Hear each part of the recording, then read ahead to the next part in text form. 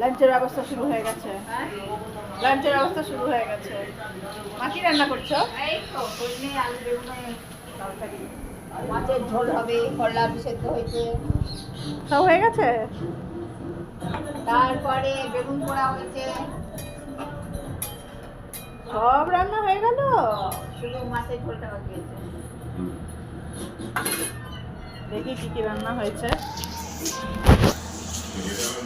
আর এখানে টিভি চলছে, বাপি তারা টাকা উল্টা চশমা সারাক্ষণ দেখতে থাকে। এই যে একজন, উফ, বাপি কোথায় গেল?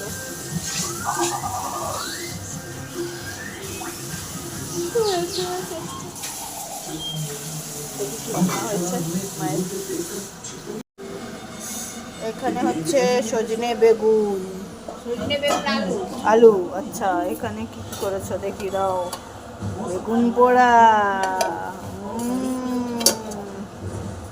এটা সেদ্ধ, তো বাবা সেদ্ধটা এটা তো ওইটা আমারটা, এটা ঢেঁড়স। এরপরে হবে মাছের ঝোল। মাছ, সেটা মনে হয় আমিই করবো, না, আমি বলতে পারছি আমি না। করছি। আচ্ছা, আর এখানে আছে শশা। মায়ের রান্না কমপ্লিট, এবার আমরা বসে গেছি লাঞ্চ করতে। আমি আর মা বসে গেছি লাঞ্চ করতে। এতগুলো আইটেম করেছে আজকে। এরপরে আমরা খাওয়া দাওয়া কমপ্লিট করে একটু রেস্ট নিলাম, আর তারপর বিকাল থেকে আবার খাওয়া দাওয়া শুরু। তো কালকে আমি বানিয়েছিলাম পিঠে, সেই রেসিপিটাও কালকে দেবো আমি।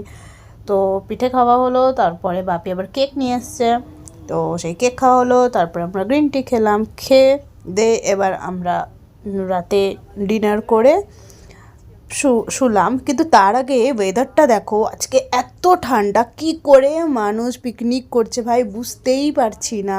কি করে পিকনিক করছে, এত ঠান্ডা, কম্বল থেকে বেরোতে ইচ্ছে করছে না। কলকাতায় এই 4-5 দিন ধরে অসম্ভব ঠান্ডা পড়েছে। আমার ভাই 31st নাইট মানে কম্বলে বসে বসে টিভিতে ফাংশন দেখা, স্টার প্লাসে সালমান আর শাহরুখের, এবার তাও জুটলো না কপালে, জানি না কেন। যাই হোক, হ্যাপি নিউ ইয়ার, সবাই ভালো থেকো, টাটা, গুড নাইট।